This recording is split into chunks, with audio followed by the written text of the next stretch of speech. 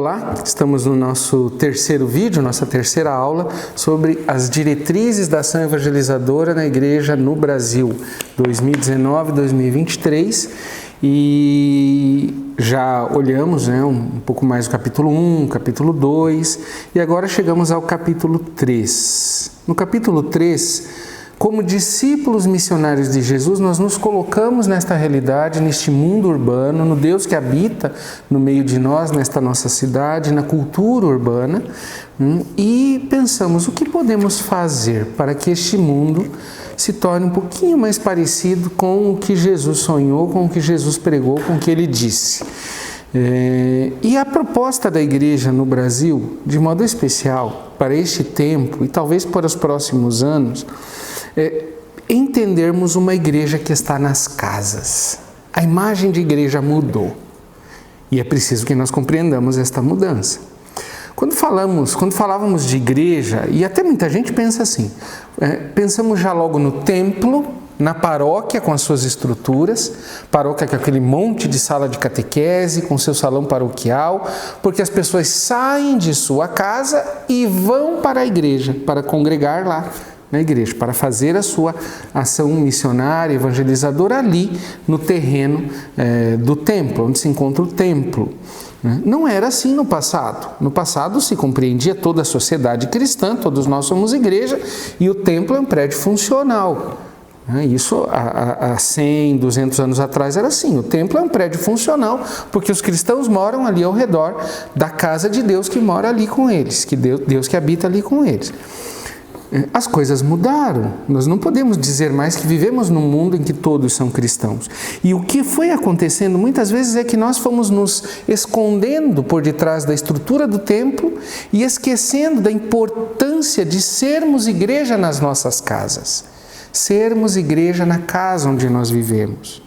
Sermos igreja. Aqui está a importância de valorizarmos o nosso ser batizado. Nosso ministério batismal, a nossa missão batismal. Todos nós, povo de Deus, moramos onde estamos, onde vivemos, somos a igreja de Deus que vive ali. Ou seja, se habitamos nesta cidade, cada casa, cada lar se transforma numa pequena igreja. O templo tem a sua função, a paróquia tem a sua função, mas não é que tudo vai acontecer lá, não. Talvez o foco precisa mudar e precisamos olhar um pouquinho mais para a nossa casa. Por que isto? Olha só, o número 75 das diretrizes dizem assim: os discípulos de Jesus Cristo reuniam-se comunitariamente em casas particulares, a exemplo do cenáculo, onde eles se encontravam no dia de Pentecostes. Em uma casa, geralmente, reunia-se um pequeno grupo dos que procuravam escutar o chamado do Senhor e responder a ele pela vivência da comunhão e da missão. Recordamos aqueles primeiros tempos do cristianismo. Não tinha templo.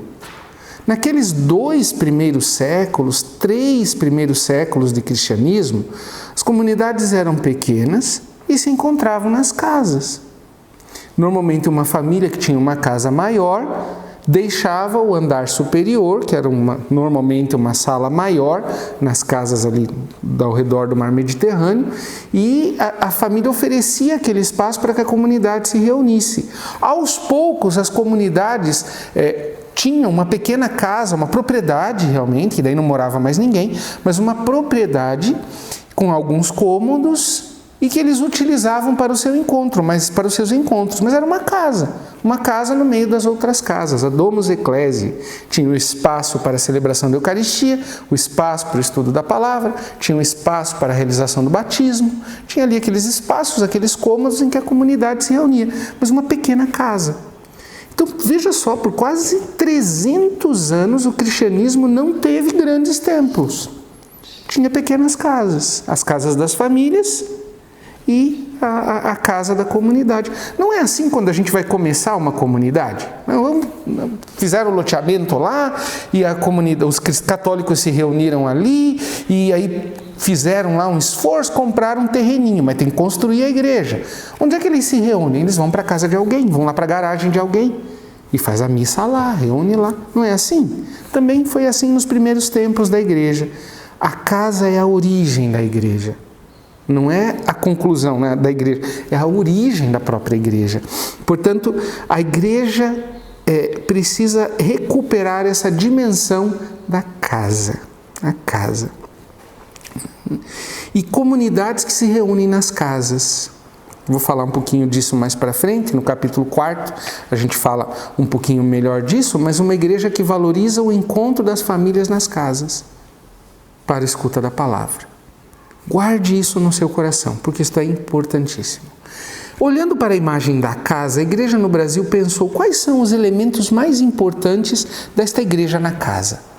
E ela pensou e apresentou para nós 4 pilares de uma casa. O pilar da palavra, o pilar do pão, o pilar da caridade e o pilar da ação missionária. 4 pilares desta igreja que é uma casa e da igreja que se reúne nas casas.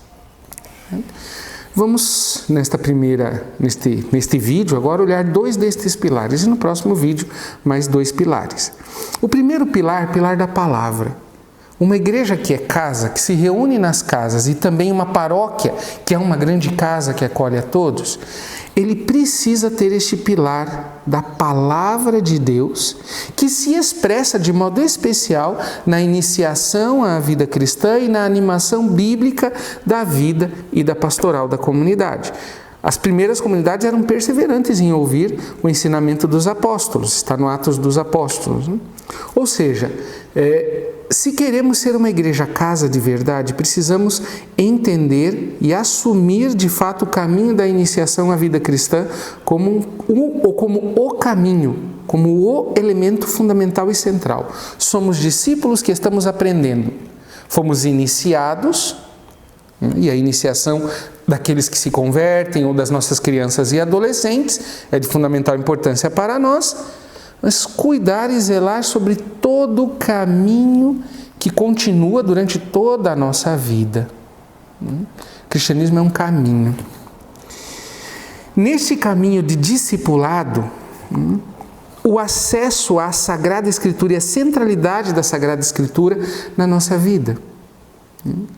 Não se vive um cristianismo sem acesso cotidiano à Palavra de Deus. E aí não é qualquer aproximação da Palavra de Deus também, mas é uma aproximação à Palavra de Deus com a leitura orante desta Palavra de Deus. Rezar com a Bíblia. Aprender com Deus como rezar, inclusive. E escutar a Deus.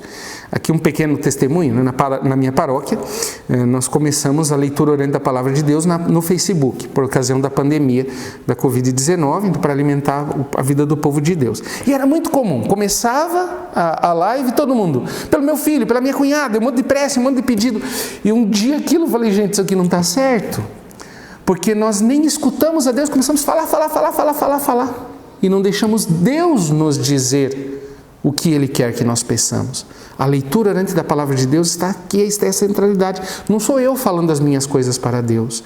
É Deus que me fala e me ensina o que pedir a Ele, como pedir.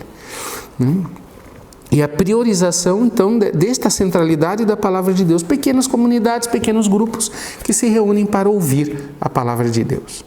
Segundo pilar, o pilar do pão. A liturgia e a espiritualidade.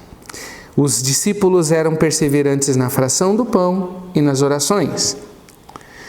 A liturgia e a espiritualidade são centrais. Não existe igreja sem reza, sem sacramentos. Não existe igreja.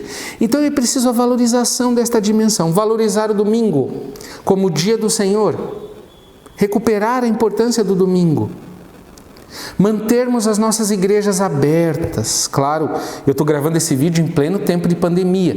Não dá para todo mundo estar indo lá, mas em tempos em que isso passe, mantermos a nossa igreja aberta para que o povo visite, para que o povo tenha tempo para fazer o seu silêncio, a sua oração. Clima de acolhida para as pessoas que chegam. Olha isso aqui que importante que os bispos nos dizem. Flexibilizar os horários para atender as necessidades. Às vezes a gente tem nas nossas paróquias o horário que não ajuda a pessoa que vive na cidade.